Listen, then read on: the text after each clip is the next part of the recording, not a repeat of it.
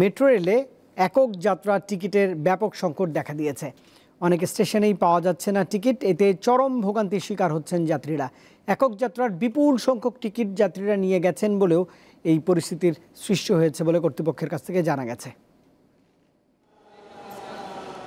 Metro rail পরিচালনাকারী সংস্থা Dhaka mass transit company limited DMTCL এর তথ্য মতে দিনে গড়ে প্রায় 3.5 লাখ যাত্রী মেট্রোতে চড়েন। তাদের প্রায় অর্ধেক একক যাত্রার টিকিট ব্যবহার করেন, বাকিরা চলাচল করেন নিজস্ব এমআরটি ও র্যাপিড পাস দিয়ে।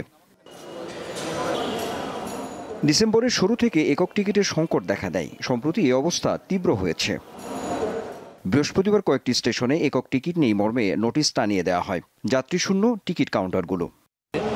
এখন থেকে যে টিকিট নাই, আর পরে বললো যে টিকিট নাই, আপাতত বন্ধ আছে। ওর একটা এক্সট্রা একটা কার্ড নিব, আমি এখান থেকে চলে যাব, যেতে পারতেছি না। শাহবাগ যাব ইমার্জেন্সি, এখন মেট্রোতে গেছি, এখন টিকিট বন্ধ। তবে যেসব মেট্রো স্টেশনে একক টিকিট পাওয়া যাচ্ছে সেখানে যাত্রীদের উপচে পড়া ভিড়। উত্তরা দক্ষিণে গিয়েছিলাম, ওইখানে লোকাল টিকিট মানে সিঙ্গেল টিকিট ওইখানে নাই, অ্যাভেলেবেল নাই। ওইখানে বলছে যে যাদের কার্ড আছে, স্মার্ট কার্ড আছে, তারা কার্ড দাঁড়িয়ে শুধু উঠতে পারবে উপরে। ফোনে 1 ঘন্টার মতো লাইনে দাঁড়িয়ে আছি, কখন গিয়ে টিকিট পাবো, পৌঁছতে পারবো এটা বুঝতে পারতেছি না। এমনিতেই তো সিঙ্গেল টিকিট পাচ্ছি না, বিশাল লাইন দিতে হচ্ছে। তার মধ্যে যদি এমআইটিটা যদি সাময়িক বন্ধ থাকে তাহলে তো আমাদের জন্য বিশাল সমস্যা।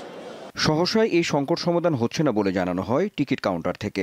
দেখা যাচ্ছে কিছু টিকিট প্যাসেঞ্জার নিয়ে চলে গেছে, 2টা বা 3টা টিকিট তারা কেটে নেয়, একটা টিকিট দিয়ে সে পাস হয়, জমা দেয়, আর 2টা টিকিট পকেটে করে নিয়ে যায়। তো এই ধরনের প্রায় 1 লক্ষর মতো কার্ড প্যাসেঞ্জারের কাছে আছে।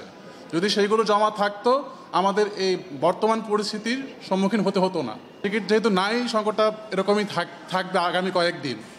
যখন আমাদের স্লটে টিকিট আসবে তখন আশা করা যাচ্ছে এই সংকট থাকবে না। টিকিটের সংখ্যা বাড়ানোর পাশাপাশি মোবাইল ফোনে স্ক্যান করা যায় এমন কাগজের টিকিট চালু করার উদ্যোগ নেওয়া হতে পারে বলে ডিএমটিসিএল সূত্রে জানা গেছে। আনোয়ার হোসেন, দীপ্ত সংবাদ, ঢাকা।